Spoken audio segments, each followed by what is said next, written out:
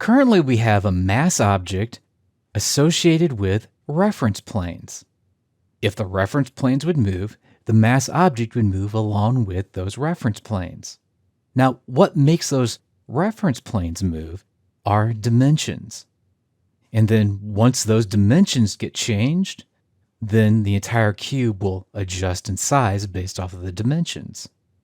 The entire assembly put together is called a parametric component, meaning that if you change one property, other properties that are a part of this family will adapt and adjust. To add annotation or add dimensions to this family, we come up here to the Annotate tab and then select on the aligned dimension. What we need to do is add dimensions to each one of these reference planes. So to accomplish that task, you click on the reference plane, click on the next reference plane, click on the reference plane, and then just click somewhere out here in space. And just make sure to do that on both sides. The next thing that we need to do is select on the reference plane here, then the outside reference plane, so that we have an overall dimension, and do the same thing going down the side. Now, just having dimensions does not make this, in this case, cube, parametric. We need to do something special with these dimensions so that they will adjust. Now, I'm going to hit the escape key a couple of times on the keyboard, then select on this dimension going across the top. Now we can see that there's an option here that says label and none. Well, we need to create a new parameter or a new label. To accomplish that, we select on the Create Parameter button. Here underneath Parameter Properties, we need to give this parameter, this dimension, a name, such as length. Now we need to choose, is this dimension a type parameter or an instance parameter? If it's an instance parameter, that means every single family has the option of having this number change and then have its overall, in this case, length, be adjustable. Or if it's a type parameter, it means that every time this type of family is placed, its length will always be the same.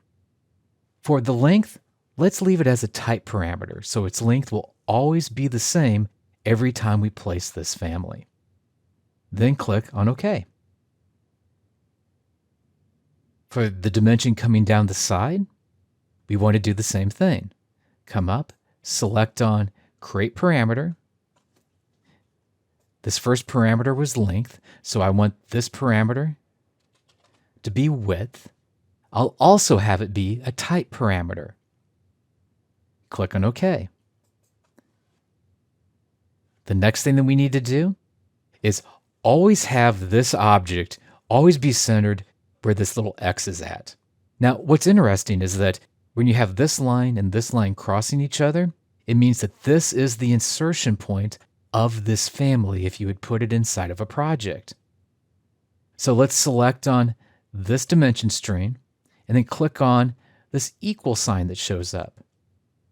That means that this side and this side will always be equal. So it'll always be divided based off of whatever this length is, which means this line will always be in the center of this cube that we're creating. We do the same thing on this side. Equalize it. So now these lines will always be in the center of this cube. Now the next thing that I want to do is go to an elevation view. Go to the front elevation view. We need to put dimensions on it. Come here to Annotate, select on Aligned, click here, click out. I'm going to hit the Escape key a couple of times. Now, each one of these reference planes that we see here already have dimensions associated with them. So we don't need to put another dimension to these reference planes, but we still need one for the overall height of this cube. So we'll select on this dimension, and then we'll add a parameter to it. We'll just name this parameter depth. And for depth, this can be an instance parameter, meaning every time we place it, we can adjust the overall height or depth of this object. Click on OK. Now, the next thing that we need to do is to come up here and look at our family types. Click on the Family Types button, and right now we can see that we have a depth, a length, and a width. Now, I really hate dimensions which have these weird fractions, so I'm going to make the depth be 3 feet, the width be 7 feet, and the length, it can continue to be 9 feet. Now, this is just going to be sort of the standard depth, length, and width. If we wanted to have multiple sizes associated with this part, we could do that. We could come up here to New Type. The first type, I'll just name it the same as the depth, length, and width. So it'll be 3 by 9 by 7. And I'll click on OK. Now, if we wanted to have a different type, we can do that. Once again, right now we have the 3 by 9 by 7. We could create a new type that was 3 by 9 by maybe 10. Click on OK to that. Now, since this one is 3 by 9 by 10, that means that the width needs to be changed to 10 feet. And I'll click on OK. Now, the next thing that we'll do is we'll take a look at this in a 3D view. Here we have the cube. Now, if we want to change its type, we can do that. Come here to the Family Types. I'll come over here. We can see that we have the 3 by 9 by 10. If I change this to 3 by 9 by 7, click on Apply.